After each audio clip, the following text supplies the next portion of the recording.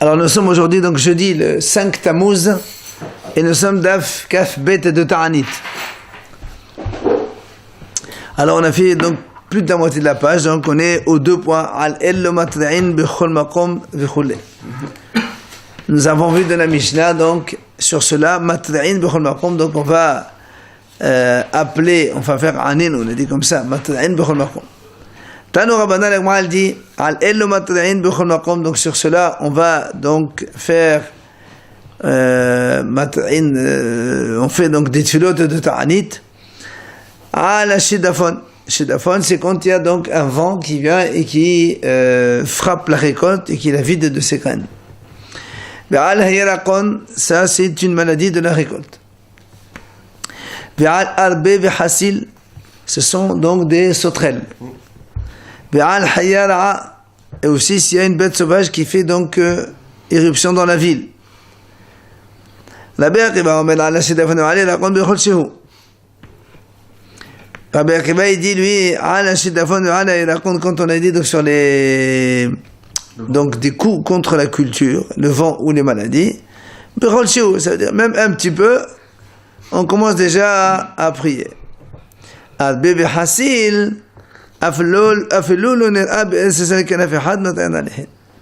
Si maintenant pour les sauterelles, même si on a vu en Israël et la kanafehat que seulement une seule, on commence donc déjà à prier pour cela.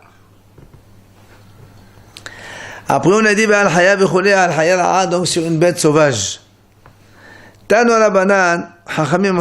on a parlé de hayara, bête sauvage, chez Amru, bizman shehi mishullahat mat'in aleha.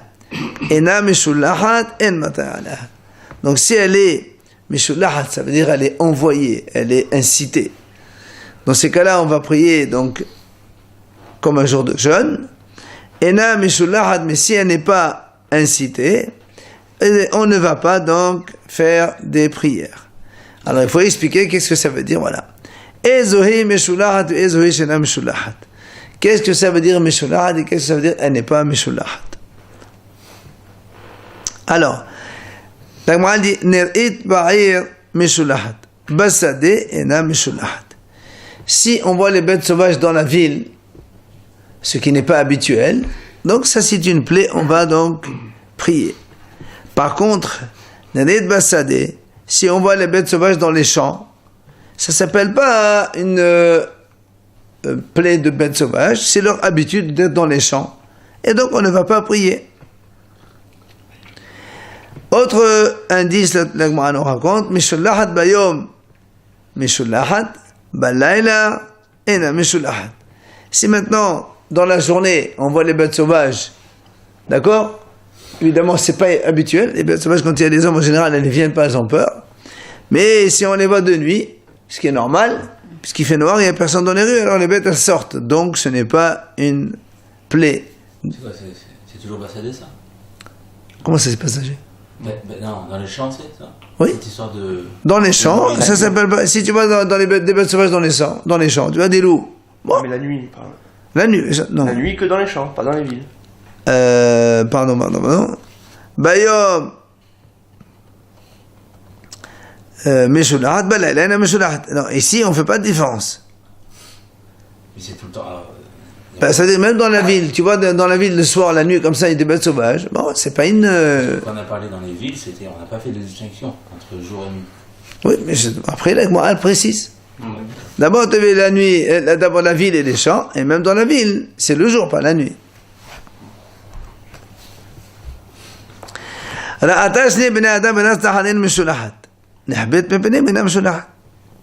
Si tu vois une bête sauvage qui voit 2 messieurs, et elle court derrière eux, ça s'appelle une plaie. Par contre, si maintenant elle voit 2 personnes et elle se cache, alors dans ces cas-là, si elle a peur de 2 hommes, donc c'est pas mishullahat. La Gemara continue, si elle a dévoré 2 personnes, elle a mangé qu'un seul, ça s'appelle une plaie. Mais si elle a dévoré 2, elle les a mangés tous les 2, c'est pas une mishullahat. Pourquoi? Rashi explique.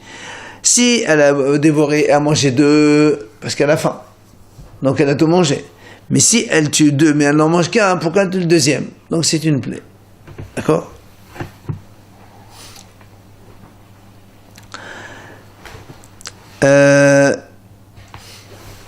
Après, si la bête, elle monte sur le toit, elle prend un bébé de son berceau, évidemment, ça s'appelle Mishulahat. D'accord? Alors, on a dit, on revient sur ce qu'on a dit tout à l'heure. Amra, tu m'as dit, au début, tu m'as dit, quand on va dans la ville, c'est Mishulahat, ça veut dire il faut prier. Et là, tu n'as pas fait de différence entre le jour et la nuit. Après, après tu me dis dans le jour oui, mais pas dans la nuit. Alors qu'est-ce que c'est? Là, on m'a dit la kashia, c'est pas une question. Voilà comment il faut dire. C'est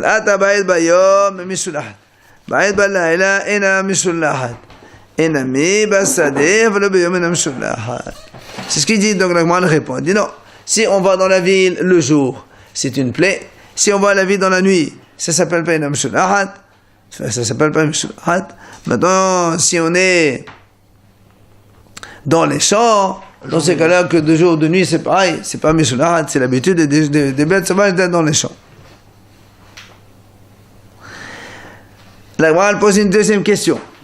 On a dit,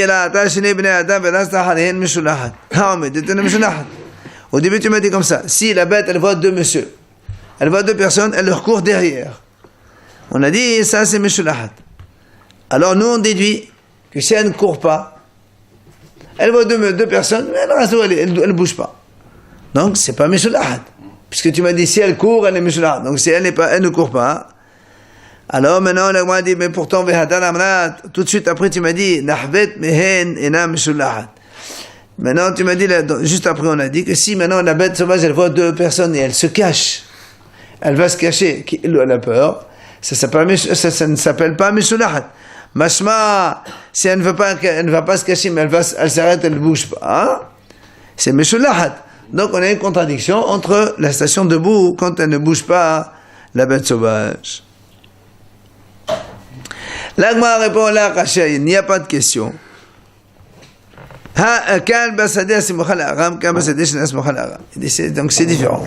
Quand elle est dans le champ Smukhal Agam, c'est-à-dire elle est proche d'une sorte de forêt, dans ces cas-là,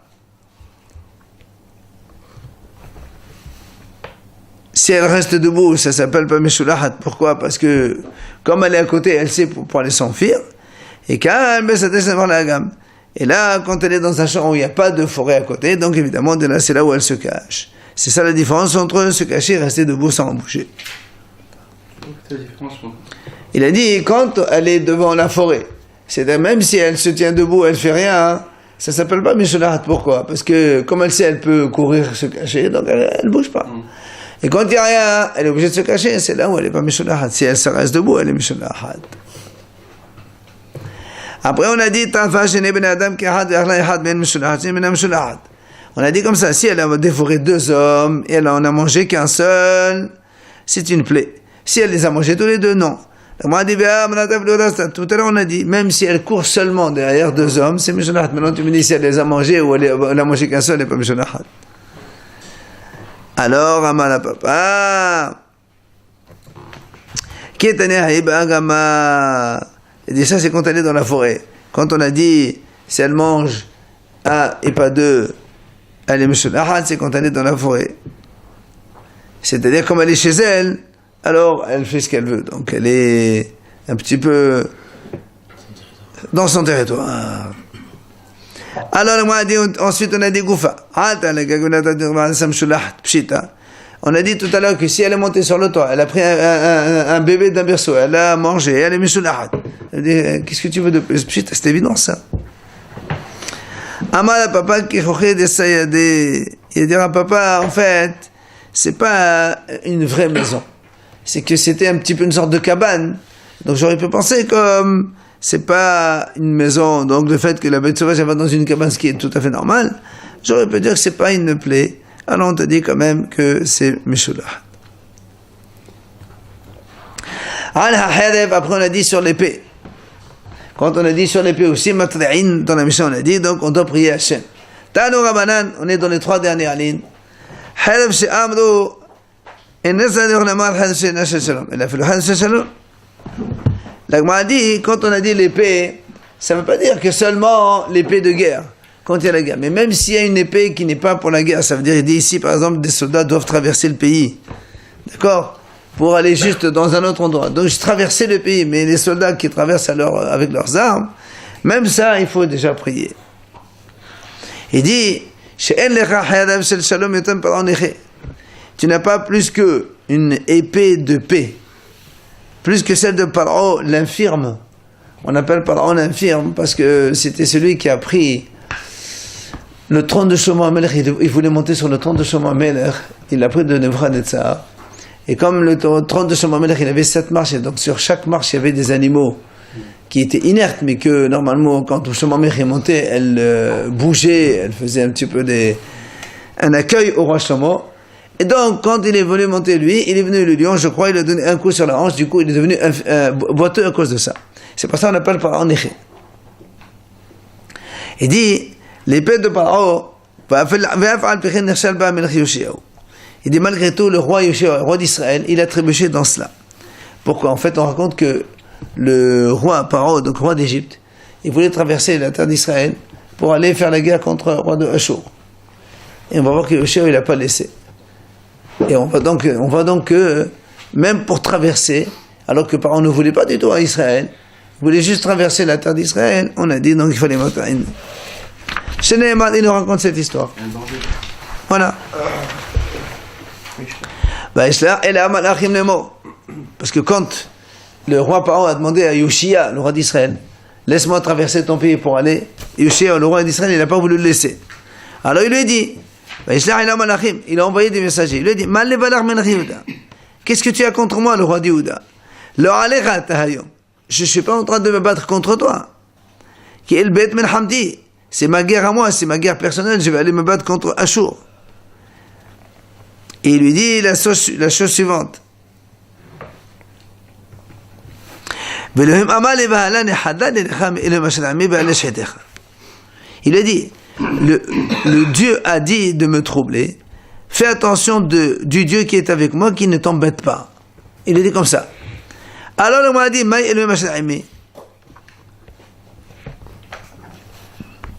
qu'est-ce que ça veut dire Elohim Hashem Aimi? Dieu qui est avec moi.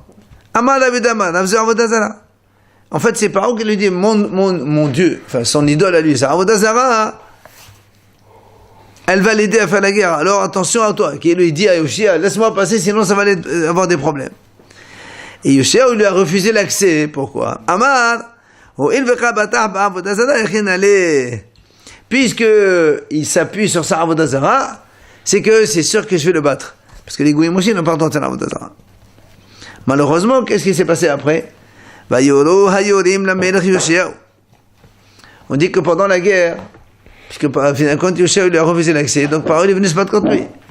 Et alors, qu'est-ce qui s'est passé? Les soldats de Paro, ils ont lancé des flèches un peu partout. Et c'est arrivé sur le roi Yoshia, il y a eu plusieurs flèches qui l'ont attrapé. Alors le roi, il a dit à ses serviteurs, comment on appelle ça? Dégagez-moi d'ici. Non, il faut aller le secourir, il est malade, il est malade, donc il fallait l'amener dans la ville, quoi. Comment on appelle ça? Secourir, il faut le secourir. Qui est Halit Meod? La Gemara dit, qu'est-ce que ça veut dire qui est Halit Meod? Amar, Ravi Udamar, Aminamen Shahasok Kifara. Il dit, en fait, ils l'ont tellement transpercé de flèches, il est devenu presque comme un tamis dans son corps. Donc il a été vraiment... Alors, Amar Rabbi Shimon Hamani, Amar Rabbi Nathan, mais Pénémane a naché Yoshia. Et pourquoi il a été puni Yoshia? Puisque de toute façon, il a bien vu qu'il a dit que puisque l'autre, il compte sur sa Avodah Zara, donc c'est sûr que je vais le gagner. Bah alors pourquoi finalement il n'a pas gagné? La Gemara répond, mais Péné, c'est le Maner Biyad, mais Avle Nimlach.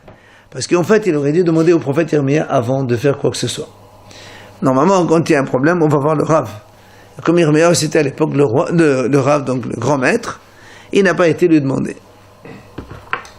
Alors, Maïd Alash,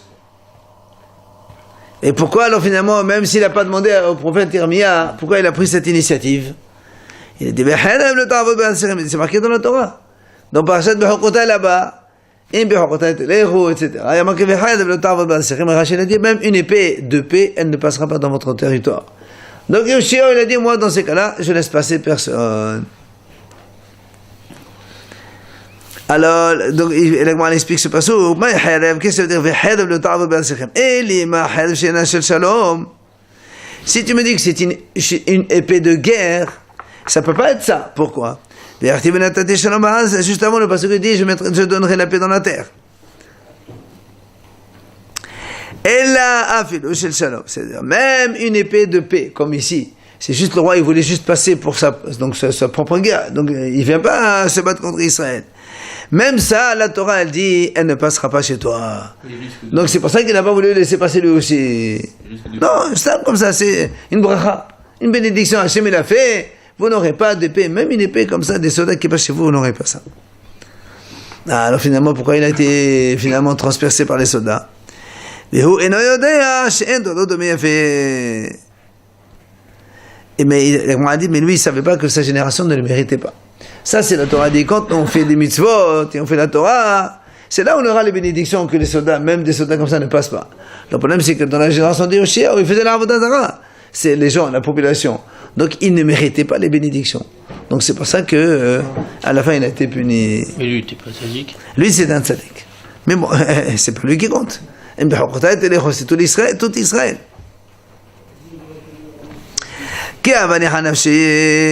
Quand il était en train de mourir, puisque Yoshia était donc gravement blessé dans cette histoire-là,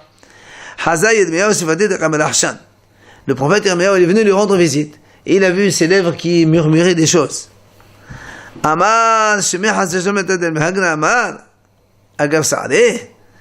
a dit, le prophète Yirmiyahu, peut-être qu'il est en train de dire des choses pas bien, tellement il est en train de souffrir. Qu'est-ce qu'il a fait? Gahin. Il s'est abaissé pour écouter exactement ce qu'il disait le roi Yoshia en mourant comme ça. Il a entendu qu'il était en train donc, il se disait c'est juste quoi, ce que Hachem a fait c'est bon. Amar, c'est-à-dire Hachem qui fait humanité. Il a dit donc en murmurant comme ça que Hachem est juste, car j'ai désobéi à sa parole. Alors, quand il a entendu ça, le prophète Yirmiyahu, il a dit, donc, c'est donc toi tu es notre Mashiach qui va mourir. Donc, en fait, c'est un peu le roi d'Israël, c'est pas le Mashiach. Juste le roi d'Israël, tu es donc kasher. Après, on a dit,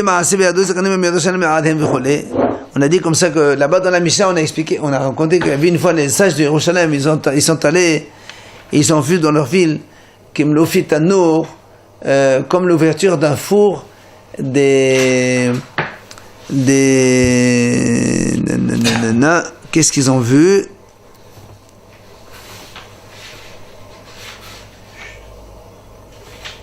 Qu'est-ce que ça veut dire, Mishnah là-bas? Voilà. Il est marqué dans la Mishnah, Kimlo Pitanour, Sheddafon Ashkelon. C'est-à-dire, ils ont vu que la récolte à Ashkelon, elle a été frappée, mais Kimlo Pitanour, comme l'ouverture d'un four, comme le trou d'un four. Alors, la Gemara pose une question sur ça. Et bien, yalou, Kimlo Tanour Tevoa, ou Dilma Kimlo Tanour Pat. Quand on dit comme l'ouverture d'un four, est-ce que c'est de la récolte ou est-ce que c'est du pain? Est-ce que c'est donc ça veut dire dans un espace de l'ouverture d'un four de la récolte qui a été frappée sur le champ, ou bien on parle ici de pain, c'est-à-dire que de quoi remplir un four de pain, c'est-à-dire le blé, de quoi fabriquer donc du pain, c'est ça en fait. La question elle est là. Tashma l'agmal dit, comme le fait Tanour, il y a marqué comme l'ouverture donc d'un trou d'un four. Ah, l'agmal dit, parce que quand on dit comme le fitanour, comme l'ouverture d'un four, c'est pas, on met pas le blé, il n'est pas dans l'ouverture d'un four, on met le pain plutôt. Alors c'est pour ça que même si tu dis que c'est le pain, est-ce que c'est qui chisuya de tanora, de quoi mettre un pain sur la bouche du trou, ou kidara de refta de hadal levanta, ou bien comme une rangée de pain qu'on colle autour de l'ouverture du trou.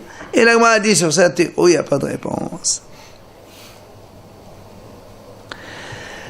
On a dit aussi qu'ils ont décrété un jeûne parce que des loups ils ont mangé là-bas.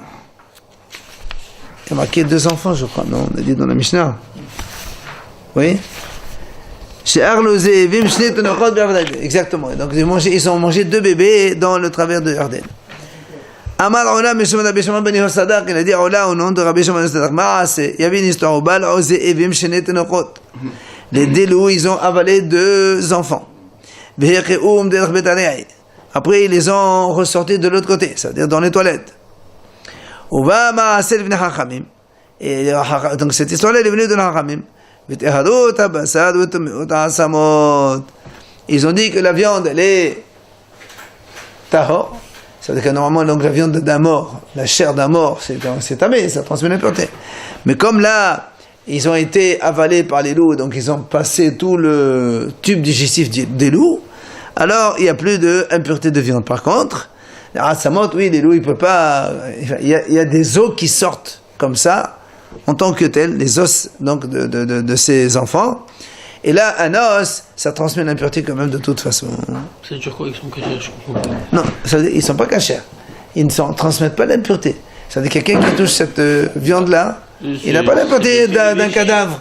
Mais c'est du déchet. Mais non, c'est des enfants. Mais ils sont ressortis entiers?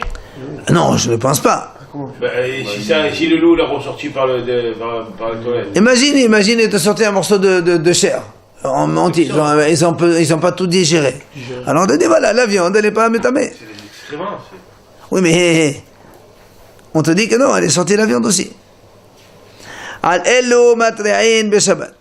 on a dit, donc sur ces problèmes-là, on fait même le Shabbat, d'accord? Même le Shabbat, on doit prier.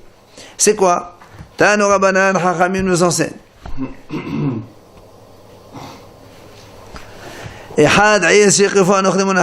Que ce soit une ville qui a été encerclée par des goyim ou bien inondée par un fleuve. Ou que ce soit un bateau qui est en train de couler.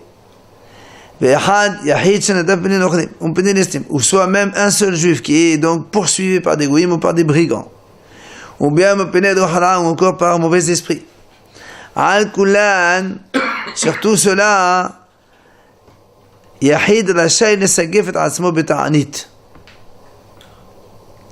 un homme, il peut prendre sur lui donc de jeûner pour cela. Sagif, de se souffrir avec un jeûne. Rabbi Yossi Omer, il vient Rabbi Yossi, il dit non. Un homme n'a pas le droit de se faire souffrir comme ça avec des jours de jeûne. Pourquoi? Parce que s'il jeûne, il ne va pas pouvoir travailler. S'il ne travaille pas, il n'aura pas de quoi manger. Et si après les gens ne font pas cas de lui, il va mourir de faim. Alors on n'a pas le droit de faire cela.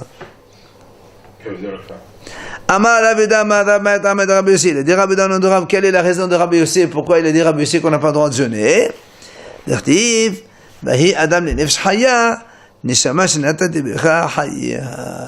que la Torah l'a dit, Hachem, quand il a créé l'homme, il a dit j'ai insufflé en lui une âme vivante.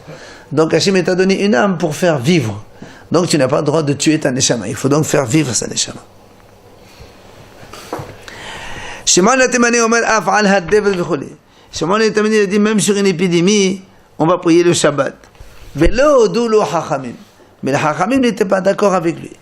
Alors là, moi, elle vient poser une question. Et bah, quand on a dit Lo Odu Lo Chachamim, quand on a dit que les Chachamim n'étaient pas d'accord avec lui, est-ce qu'ils n'étaient pas d'accord sur le fait que Beshabbat Aval B'chol Hudu Lo Hudu Malo Do Klal?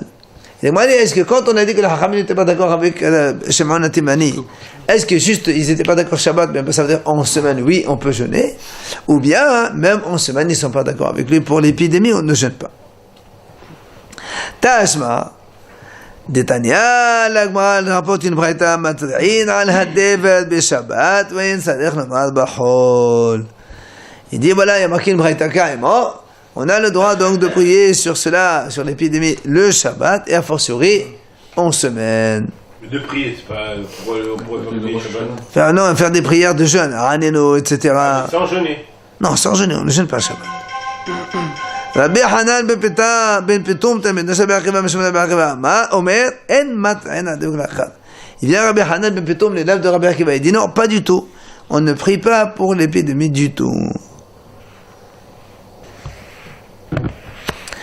Après, on a dit dans la Mishnah, Kol Sana Shelo Tavo la Tzibur Vecholi, sur toute détresse qui n'arrive pas sur les gens, alors on prie, etc. Tano Rabbanan, on nous raconte. On a dit donc sur tout problème qui peut arriver dans la communauté et on doit prier, voire jeûner dans certains cas, sauf merov geshamim, sauf s'il y a un trop plein de pluie. Ma'etama, quelle est la raison? On ne prie pas quand il y a beaucoup plus d'abondance que normalement. Même s'il y a trop. Attends.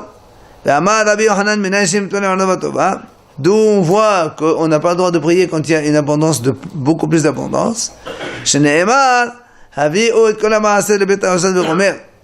Le pasuk qui dit le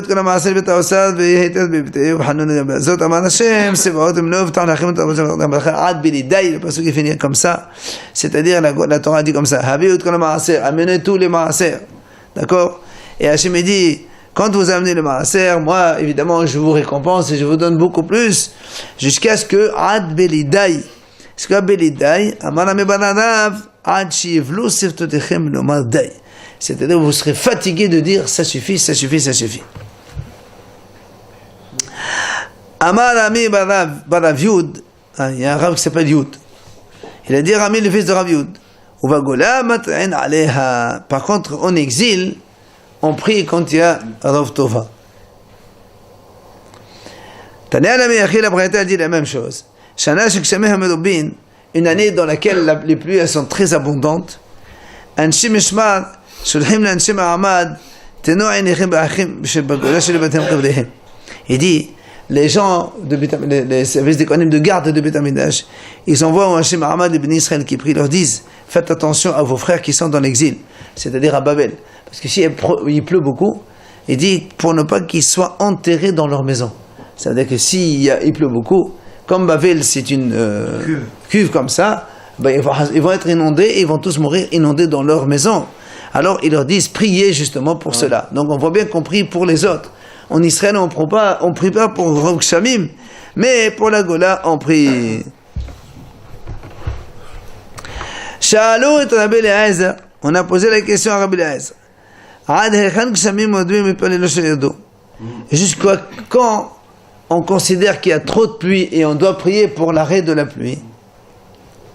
Amal lahem, il leur a dit, il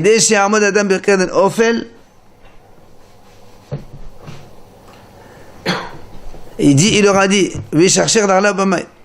il dit, de quoi un homme va se tenir sur une montagne qui s'appelle Ofel, qui est très haute, et ses pieds, elles trempent dans l'eau. Ça veut dire qu'il faut que la pluie, elle monte.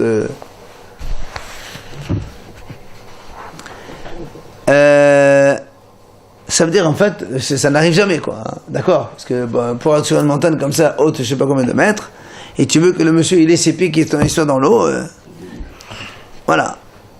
Alors on a dit Yadav.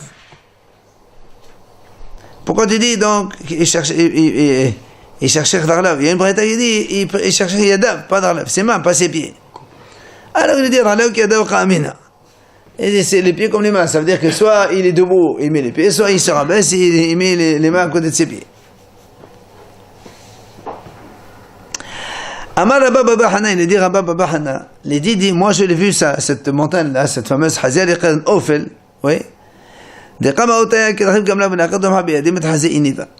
Il dit, moi, quand j'étais là-dessus, je suis monté là-dessus, j'ai vu un bédouin qui montait sur son chameau avec une lance dans sa main, et tellement j'étais haut, je voyais comme une moustique. Ça, il était tout petit comme un moustique. Alors imagine un petit peu la hauteur de cette montagne. Donc en fait, on prie jamais pour le trop plein de pluie. Aucune idée. Ça doit être en Israël, certainement, mais bon. Le trop plein, c'est problématique. Oh, ça, on dit en Israël, non. Et comment il voyait le bédouin alors s'il n'y avait que de l'eau? Non, au contraire. Non, lui, il veut te donner un petit peu l'idée, qu'est-ce que c'est que la hauteur de cette montagne. Ah, d'accord. Je suis monté là-haut, j'ai vu là-bas un truc comme un genre de Grand pavot. tout la un petit verre. Tano Rabbanan Hachamim disent, Venatati Reshmechem Be'aitam, dans les schémas on lit ça tous les jours. Et on dit là-bas dans la Torah, c'est marqué, et Hachem il amènera la pluie en leur temps. Qu'est-ce que ça veut dire?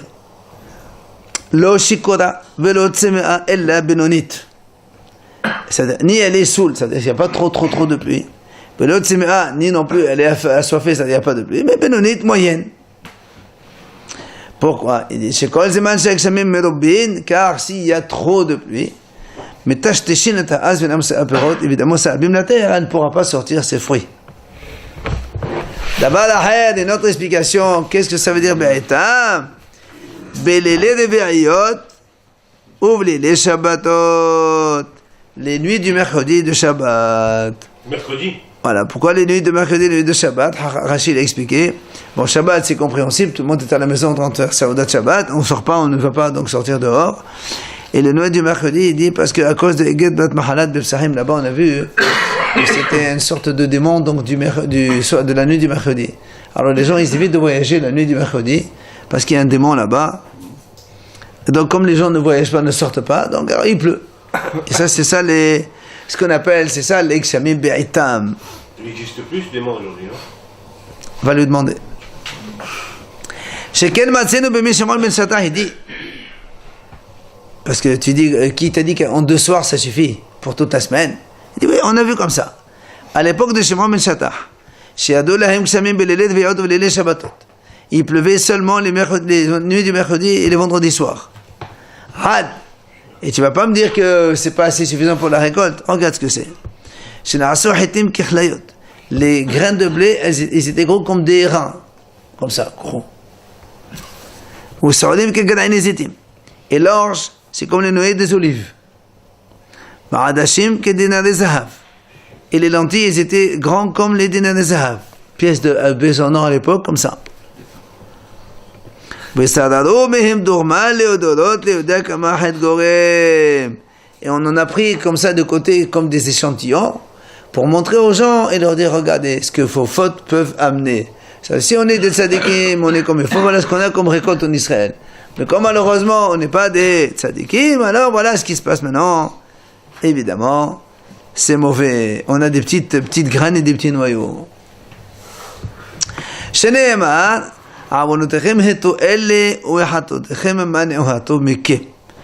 que dit le pasuk là-bas. Vos péchés ont amené cela, et vos péchés vous ont empêché d'avoir cette bonté, cette abondance, oui, donc dans la récolte. Il a dit, on a trouvé la même chose à l'époque de Hordos, celui qui a reconstruit le deuxième Beth Amikdash. Il s'occupait de la construction du deuxième Beth Amikdash. Et il pleuvait la nuit. Et le lendemain matin, il y a un vent qui vient, hop, il éparpille tous les nuages, et le soleil se lève. Et tout le monde allait sortir pour travailler pour la construction du Beth Amikdash. Ils ont compris bien sûr que ce qu'ils faisaient c'était bien. C'est évidemment ils construisaient le Beth Amikdash, donc c'est bien.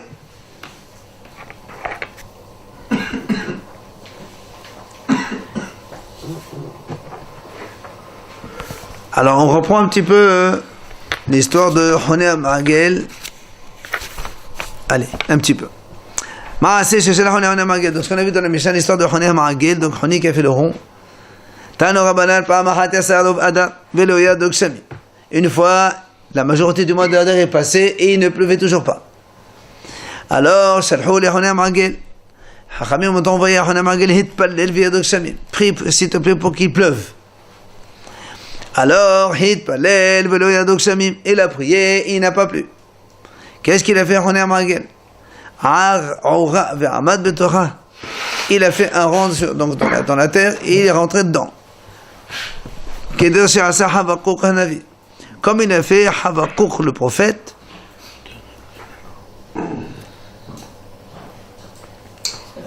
Il a dit à Habakkuk,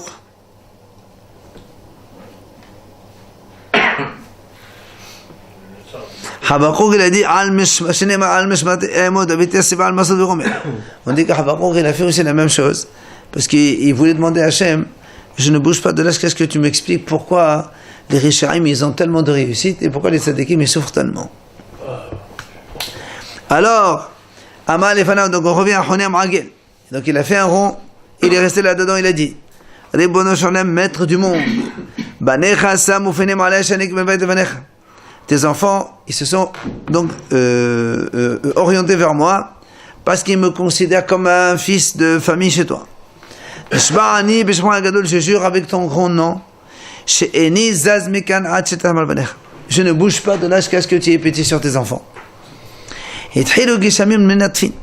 a commencé à pleuvoir quelques gouttes. Alors les élèves, ils ont dit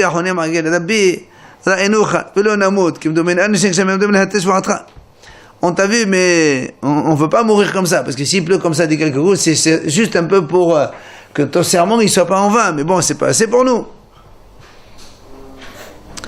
Ahmad, il a dit, maître du monde, il a dit à Hachem, je n'ai pas demandé comme ça une misérable. Je veux les pluies pour les remplir les puits, pour les citernes, les grottes. Alors ils ont commencé à pleuvoir de façon très violente. Jusqu'à ce qu'une goutte, elle remplissait donc l'ouverture d'une cruche. Chaque goutte, elle faisait 1/3 de litre, vous vous rendez compte? Une goutte de pluie, c'est 1/3 de litre. Une canette de...